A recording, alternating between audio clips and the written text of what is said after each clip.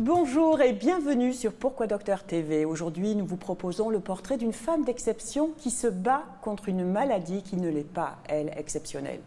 La femme d'exception, c'est Chantal Raherisson, professeure de pneumologie et chef de service à l'hôpital de Bordeaux. La maladie, c'est la bronchite chronique ou BPCO, comme disent les médecins, un fléau, une épidémie qui se décline maintenant au féminin depuis que les femmes se mettent à fumer autant que les hommes. Un colloque Femmes et BPCO a été organisé par l'association du même nom en novembre à Paris, dans un endroit prestigieux, le Sénat. Chantal Raherisson, bonjour.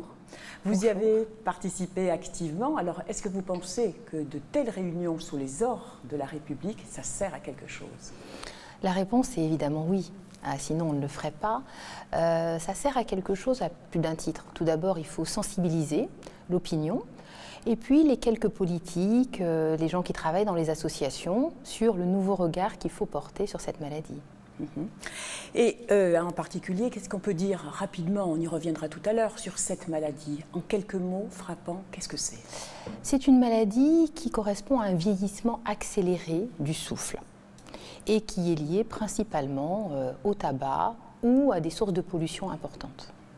Alors, à votre avis, est-ce que pour exercer le métier de médecin, puisque vous étiez au Sénat au mois de novembre, est-ce qu'il faut aussi apprendre à parler aux politiques? Je pense que maintenant, ça devient quelque chose d'incontournable. On ne peut plus segmenter. C'est vrai qu'on fait notre travail de médecin, on voit des patients, on essaie de faire du mieux qu'on peut, mais on voit bien qu'il y a un autre niveau d'intervention. Il faut pouvoir les interpeller et les sensibiliser à l'existence de cette maladie. Parce qu'ils ne font pas assez, à votre avis? Ils ne font même pas du tout.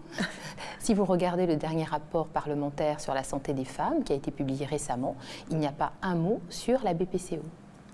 Alors, je voudrais revenir un petit peu sur votre parcours. Est-ce que ça a été un long fleuve tranquille pour arriver au stade où vous en êtes maintenant, ou bien ça a été pavé de difficultés que vous avez su surmonter sans doute? La réponse est difficile. Alors, elle est très large, c'est très long. En quelques mots, donc moi je suis de mère guadeloupéenne et de père malgache. Donc je suis née à Paris, 10e arrondissement. Et j'ai quand même pas mal voyagé dans mes études et dans la scolarité pour finalement faire mes études de médecine à Cochin-Port-Royal, Paris 5. Donc assez tôt, pendant la scolarité, en allant dans des pays en voie de développement, je m'étais dit que je serais médecin. Je voulais vraiment faire ce métier depuis très longtemps. Vos parents ne l'étaient pas? Non, pas du tout. Il n'y a aucun médecin dans la famille. Et quand j'ai commencé à faire mes études de médecine, je suis passée en pneumologie dans le service de professeur du CERF. Et pour moi, ça a été une rencontre assez exceptionnelle. Je me suis dit, je ferai pneumologie. Oui, c'était déterminé au départ. Oui, déterminé. Parce que la pneumologie, c'est un peu dur pour les femmes. On y voit beaucoup d'hommes. Est-ce que ça n'a pas été difficile de vous y faire une place? Je pense, je ne résumerai pas cela par la difficulté. Je pense que ce n'est pas plus difficile que dans d'autres domaines où les femmes doivent effectivement avoir un poste de responsabilité, ni plus ni moins. Mais effectivement, dans le milieu médical, on est dans un milieu qui est quand même relativement prédominance masculine, avec tout ce que ça comporte. Vous auriez fait de la dermato, ça aurait été différent. Ah oui, complètement, complètement. Mais il n'y avait pas un doute là-dessus, c'était pneumo et pas dermato. C'était pneumologie et rien d'autre. Qu'est-ce que vous avez trouvé le plus dur dans vos études et ce parcours? Le plus dur, probablement, de se dire que il faut allier, si vous voulez, à la fois le fait d'avoir des situations à gérer d'un point de vue sauver les malades, parce que c'est quand même d'abord pour ça qu'on choisit ce métier, et puis ensuite se dire mais comment est-ce qu'on va être acteur vraiment? Comment est-ce qu'on essaie de prévenir et passer un peu au-delà, d'avoir une activité complémentaire. D'un point de vue personnel, ce que j'ai trouvé le plus difficile, c'est probablement l'année de mobilité qui est obligatoire quand on doit effectivement être professeur des universités, où il a fallu quand même laisser les enfants et la famille. Ça fait partie des choix qu'on fait. Alors voilà, je voudrais que vous écoutiez le témoignage d'une consoeur. Elle s'appelle Elisabeth Biron, elle est pneumologue à Lyon. Et vous avez beaucoup travaillé avec elle, écoutons-la.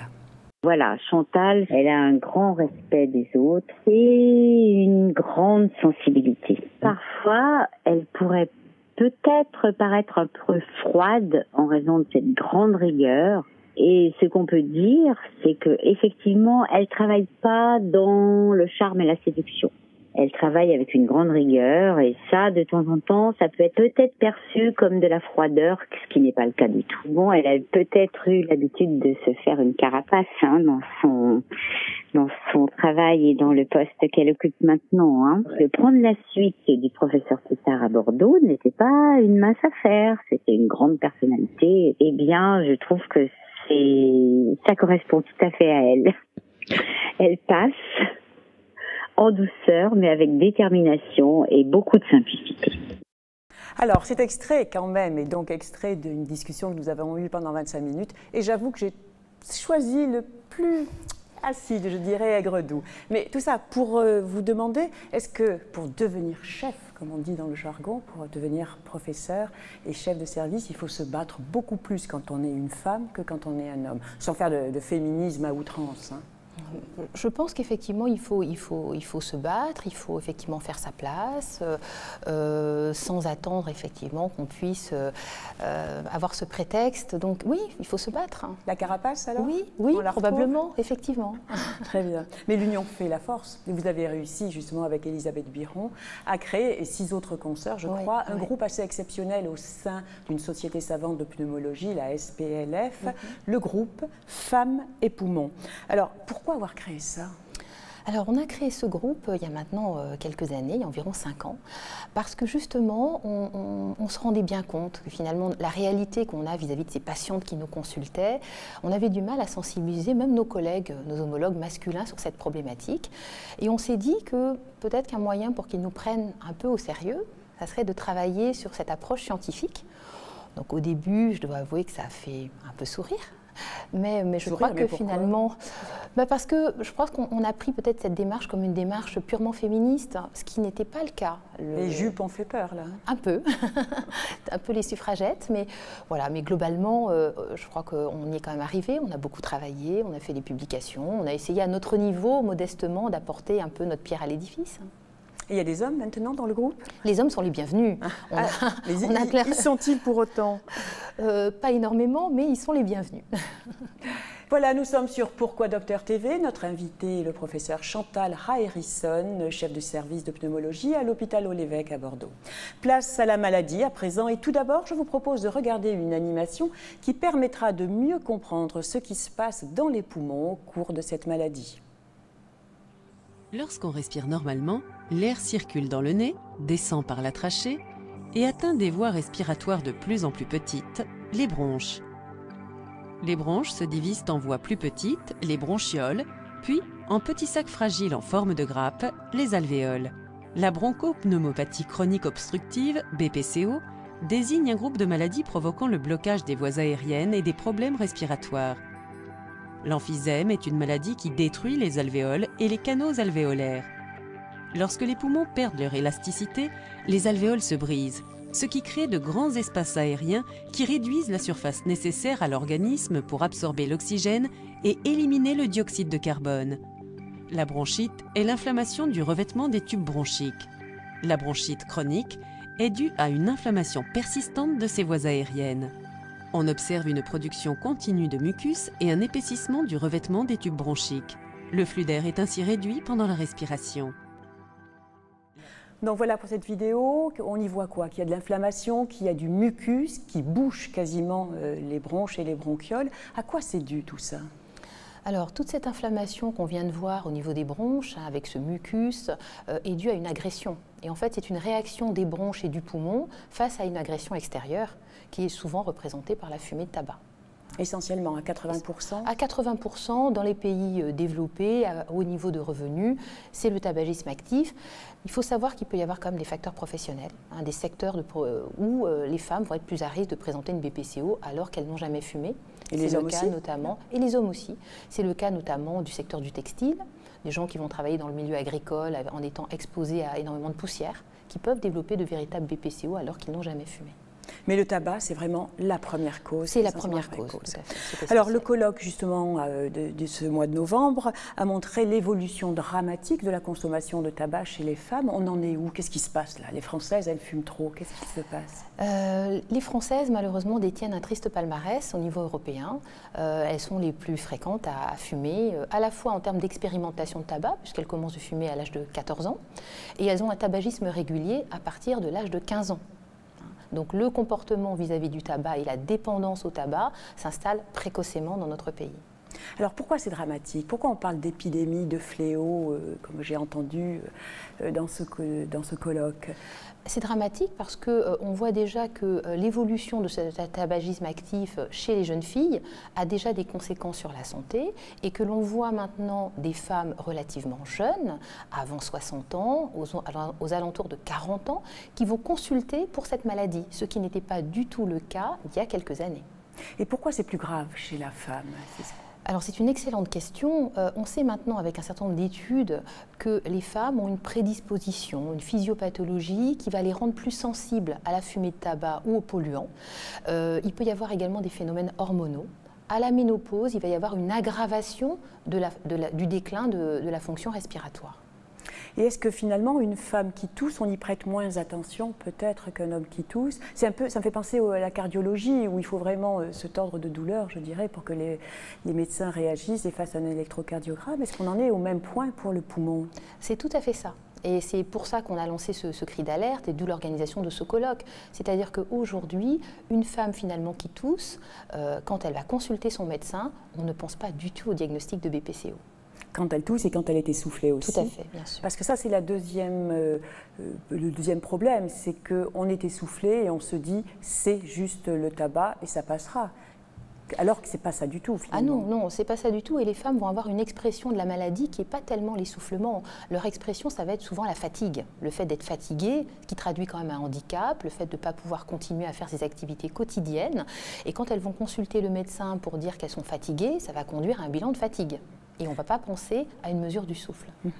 Et à partir de combien de paquets de cigarettes on peut s'estimer à risque? Alors, c'est une excellente question, mais une question à laquelle il est un peu difficile de répondre parce qu'il n'y a pas forcément de lien linéaire entre la consommation de tabac et le risque de BPCO. Alors, bien sûr, il existe, c'est-à-dire que plus on fume, plus le risque est important, mais le risque est déjà important même si on fume moins de 10 cigarettes par jour, parce qu'il y a probablement une prédisposition génétique dans certaines familles. Donc, si on est à risque et qu'on fume un petit peu, on peut quand même développer une BPCO. Et le temps de la durée du tabagisme est importante aussi. Si on fume, par exemple, on entend souvent des jeunes filles nous dire oh, « mais je n'en fume qu'une par jour ». Est-ce que c'est grave ou pas? Est-ce qu'elles s'exposent à une BPCO plus tard? Alors, elles peuvent s'exposer à une BPCO plus tard s'il y a déjà eu des facteurs antérieurs. Et on sait notamment que si elles ont eu une maman fumeuse pendant la grossesse, c'est déjà un facteur de risque de BPCO. Donc il y a d'autres facteurs qui vont intervenir et qui font que si cette jeune fille a été exposée ensuite au tabagisme passif pendant les premières années de vie et qu'elle se met à fumer même quelques cigarettes, elle peut développer une BPCO à l'âge adulte. Tabagisme passif tout seul? Non, peut-être pas quand même. Alors, tabagisme rassurez-nous. Tabagisme passif seul, malheureusement oui. On a vu des cas de BPCO chez des femmes non fumeuses qui étaient exposées au tabagisme passif de leur mari. Alors la BPCO, c'est grave, c'est grave. C'est grave pourquoi? Alors c'est grave tout d'abord parce que dans la qualité de vie, ça va conduire à un handicap. Et que rapidement, ce sont des patientes relativement jeunes qui ne vont plus pouvoir vaquer à leurs occupations. Et ensuite, ça peut conduire dans certains cas à une insuffisance respiratoire terminale qui nécessite de l'oxygène ou une ventilation, ou même parfois, pour les plus jeunes, une transplantation pulmonaire. Alors, pour témoigner de cette invalidité à laquelle mène la BPCO, rien ne remplace la parole des malades. Sylvie a 30 ans de tabac derrière elle. Et aujourd'hui, elle est sous oxygène en permanence. On l'écoute. Je suis une ancienne fumeuse. Donc j'étais souvent essoufflée. C'était pour moi normal. À l'occasion d'une visite chez mon médecin, il m'a dit « Il y a un petit truc. Je t'envoie voir un pneumologue. » Et là, il a diagnostiqué une BPCO avec un emphysème sévère. Lorsque mon pneumologue m'a dit « il faut arrêter de fumer », il ne m'a jamais proposé d'aide. Ni un substitut, ni même de rencontrer un tabacologue. Ce qui est perturbant, donc, c'est l'oxygène, avoir ce tuyau dans le nez. Moi, je sais qu'au début, lorsqu'on me prenait en photo, voilà, je souriais, la photo était prise, je remettais mon oxygène. La BPCO au niveau handicap, dans la vie de tous les jours, on va dire, c'est que je me suis sentie frustrée. Je suis quelqu'un qui aime bouger. Et cette maladie, cette BPCO, eh bien, au fur et à mesure de son développement, m'a empêchée de faire ce que j'avais envie de faire. La danse me manque énormément. J'adorais danser et malheureusement, c'est une des choses qui me manque vraiment le plus. Donc l'invalidité est claire, le message de Sylvie est très clair, elle est vraiment handicapée. Il y a quand même une solution, le tabac. Est-ce qu'il faut arrêter le tabac?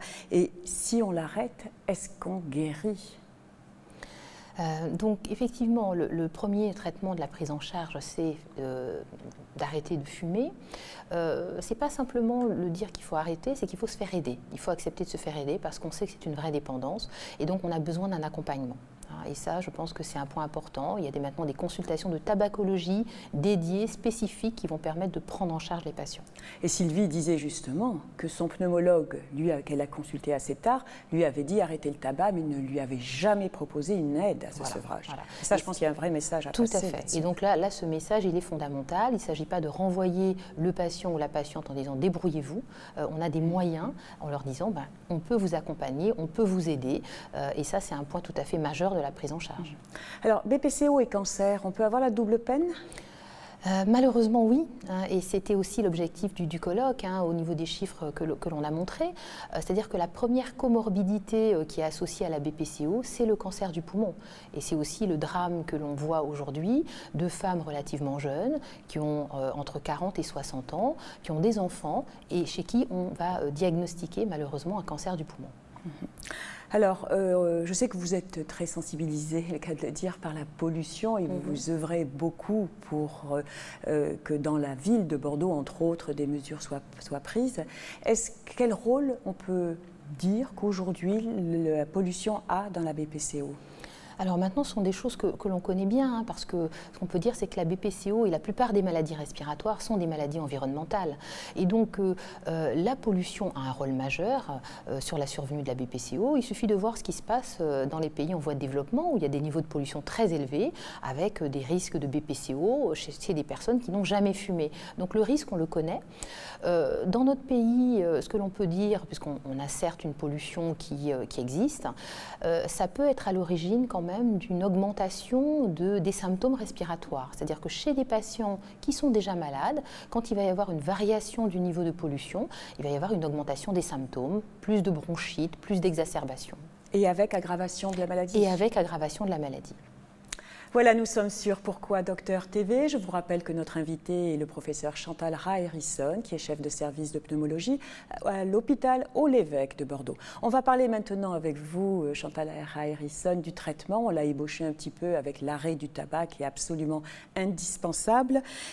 Comment on traite une BPCO aujourd'hui ? Alors, assez rapidement. Oui, bien sûr. Alors, au niveau du traitement, il y a plusieurs volets. Bien sûr, il y a le sevrage tabagique, on en a parlé, mais il n'y a pas que cela. Il y a également la réhabilitation à l'exercice. Et maintenant, on sait très bien qu'il faut vraiment que les patients recommencent à faire de l'exercice et que ça s'apprend. On ne peut pas non plus leur dire il faut marcher, il faut bouger. Donc ça, c'est un point majeur. Il n'y a pas de médicaments? Alors, bien sûr, il y a des médicaments, mais on va dire que le niveau de preuve, l'importance de l'efficacité thérapeutique, c'est d'abord l'arrêt du tabac et la réhabilitation à l'exercice. Et puis après, les médicaments vont effectivement permettre de soulager les symptômes pour améliorer la situation. Alors voilà, pour le traitement, un grade en dessous, c'est le diagnostic précoce. Tout à l'heure, je vous ai parlé de Sylvie, pour qui le diagnostic avait été très tardif. Est-ce que aujourd'hui, vous pensez qu'il y a des progrès à faire et que les médecins sont un peu frileux là-dessus? Oui, tout reste à faire en matière de diagnostic précoce. Pourquoi? Parce que pour l'instant, la spirométrie, effectivement, est réalisée par le pneumologue.